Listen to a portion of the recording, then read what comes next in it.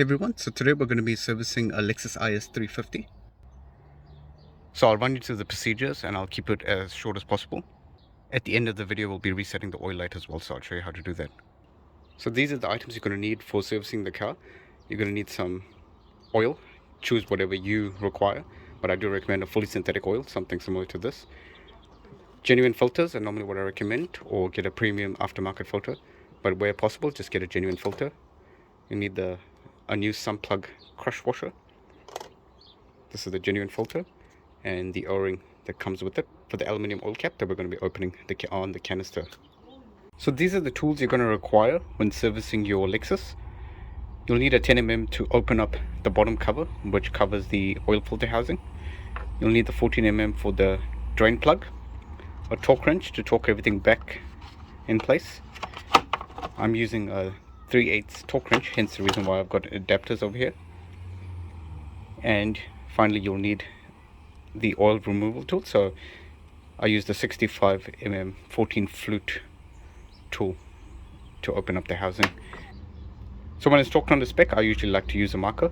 You don't have to do the same, but generally it's good practice. You'll need a ratchet or power bar or something similar. Don't forget your oil drain container. So what I normally recommend is use a set of ramps like this, just so you can easily drive the vehicle up. If you don't have ramps, come to the bottom here, and underneath here, hopefully you can see that. See those two notches over there? So the two notches over there, that one there and that one over there, that's your jacking point. So that's the reinforced part where you want to be jacking up your vehicle. You'll find this on most Japanese cars, and it's a very common thing on Toyotas. I see a lot of people going on the frame rail and putting jack stands over there. I do not recommend that. I mean, there might be a reinforced part, but in certain parts of the world, like New Zealand and a few other places, there are stringent tests, and if there's any bend in those chassis rails, it's an instant fail, and it'll cost you several $1,000s just to get that fixed. So never ever put a jack stand over there. You're better off jacking it from the rear and then putting a stand on either side, this side and the other side. So we'll go underneath the car and I'll just show you what you need to open. This being a rear wheel drive, the sump is right at the back over here.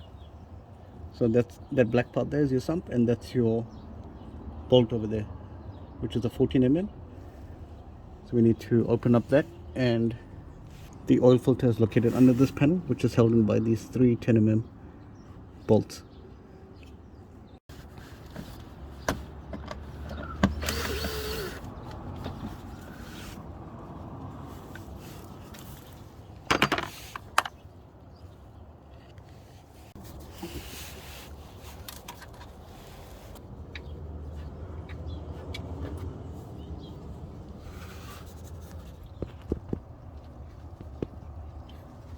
Little tip I can give you all when you're using this is a 65mm 14 flute oil removal tool.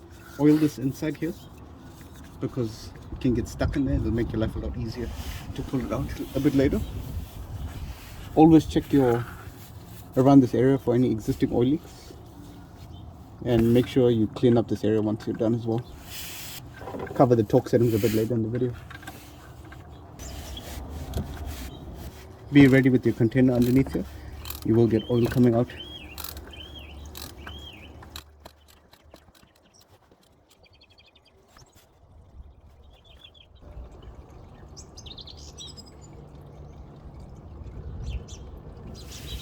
So you can let that drain.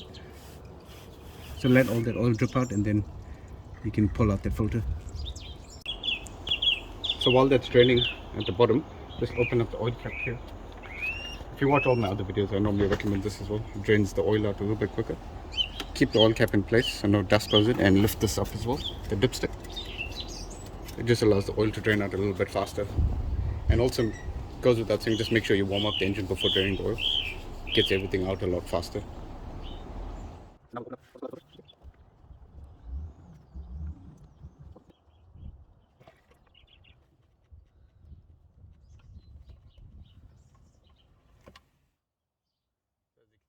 When you remove the oil filter from the car, you just have to pull this out. It's just a cartridge type filter, so it just pops out like so. That there you'll have a lot of other oil. You'll have oil in here, as you can see. Just drain it out into a container. If you do not know your service history on your vehicle, just give all this a good clean. And using a pick tool, just pull out the O-ring like so, and just make sure you change that. I just like to give this all a good clean before putting it back. So go ahead and give it a clean. I'm just using a degreaser, brake cleaners with the degreaser. So I'll just do that and we'll put it back on the car. If you're cleaning this area up, just make sure you wipe everything dry and blow it with some compressed air so that none of this residue is left back. You can inspect the old oil filter, just have a good look and just check if there's any particles or any dirt or anything in there. Generally, if you've modified your car or if you're running higher horsepower than normal with the tune, just check these pleats. It doesn't hurt to check if there's anything in there. O-ring over here.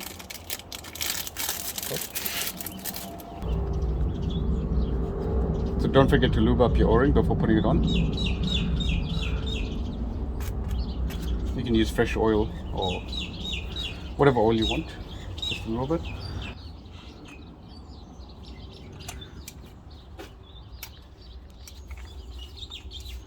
Make sure you also get it in the groove in here. It's very important that you get it in the proper groove. Don't get it up here. If you get it up here, you're going to get, well, it won't go in properly, and if you do get it in, you're going to get oil leaks, so just be careful on that. And now with the filter is non-directional, so it can go in either way. So that's the genuine filter if anyone wants to have a look at it. All you do is just pop it in there and just push it in there like so. And then this part is ready to go back in the vehicle. So we're going to go put this back on the car. It's torqued down to 25 Newton meters. If you don't have a torque wrench, you can just use a ratchet and just tighten it up just till it's tight. Do not over tighten this. So between 25 to about 27 is the max that you want to go to. But generally speaking, if you watch my other videos as well, on the European cars, they're normally torqued down to 25 Newton meters, which is what this one's going to be torqued to. Make sure you clean up all this area. If there's any oil or anything, just a light wipe is more than enough.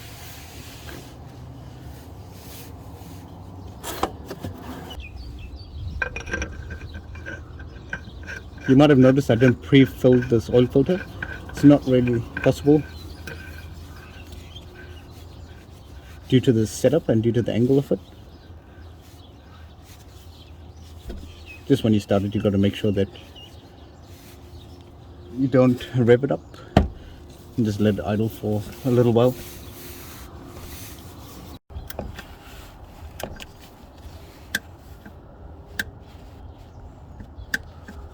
So that's it. So that's how tight you want to go. So if you're using foot pounds, it works out to about 19 to 20 foot pounds. And the rear sump plug, we'll go ahead and torque that down now as well. That's torqued to 30 foot pounds or about 40 Newton meters. Like I said earlier, don't forget to clean this plug and then put in the new crush washer.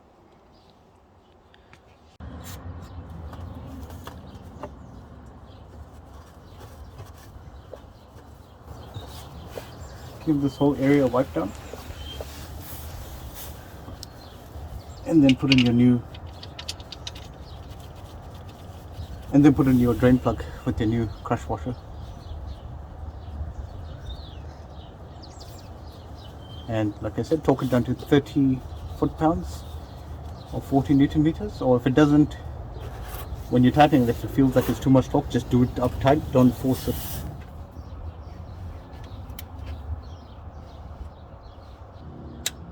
So tighten this up until it's tight, don't over tighten it. It's supposed to be 30 foot pounds, but just check your owner's manual or just check your own service manual and just make sure that's correct for your vehicle. Generally, I recommend just tighten it up until it's tight. Don't over tighten because you can strip those threads, so just be careful. Even if you under torque this and it drips a little bit, you can always go tighter. But if you over tighten this bolt, you will strip it and it's a sump out job and it's a complicated job. So like I said, even if it's leaking a little bit of oil, you can just always tighten it up again. That's one tip I can give you. You don't have to do that, but I generally like to mark it You can keep an eye on the torque settings and you just know that it's tightened up. So this engine takes about 6 liters of oil. Check your owner's manual again, the right specs, but we'll use the dipstick and get it perfect. So this is a 5-liter bottle. We'll go ahead and fill the whole 5-liter. And if you're not sure about the oil quantity, just measure what came out of the vehicle.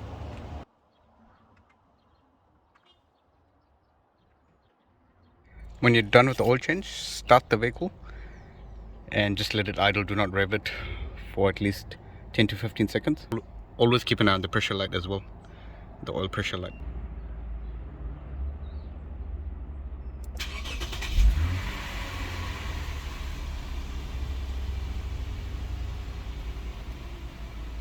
So we'll let it run for about 20 seconds and then we'll go ahead and check the oil level again and top it up as needed.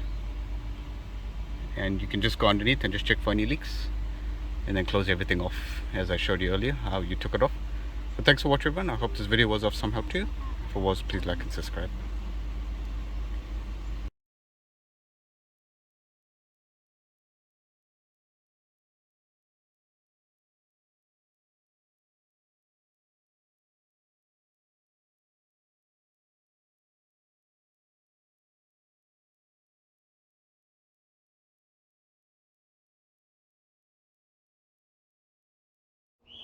This is a 2GR FSE motor.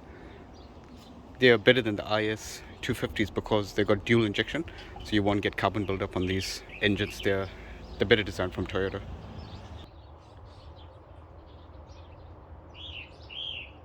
So that's where the port injection is, and right down there is where the direct injection is. I'll put up a diagram now so you can see that if you're interested in it.